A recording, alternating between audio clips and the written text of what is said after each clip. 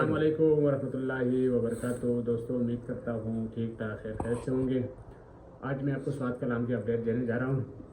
یہ موسم کیسا ہے، راستے کھلے ہوئے کہ نہیں، یہ سارے باتیں ہوں گے، اور ہوٹل کے جو کمرے ہیں وہ سستے ہیں یا مہنگے، اس کے بارے میں بات ہوگی۔ ابھی میرے پاس جو بیٹھا ہوا ایک شخص، اس کا نام نصیب خان ہے۔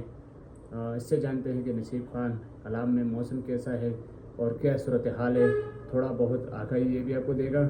اور جی نصیب لالا، کیسا لگ رہا ہے کلام؟ شکر الحمدللہ، آج کل تو موسم بہت پیاری ہے بھائی جان، لوگ راستے ساری کھولی ہے تو موسم بہت پیارا ہے بھائی جان، برابری کا انکام ہے بھائی جان۔ تو یہ آپ نے چاچا نصیب کا بات سن لیا، باقی آپ کو دکھاتے یہ خوبصورت نظارے، اور آپ بھی دیکھیں اور اپنے دوستوں کے ساتھ بھی شیئر کریں۔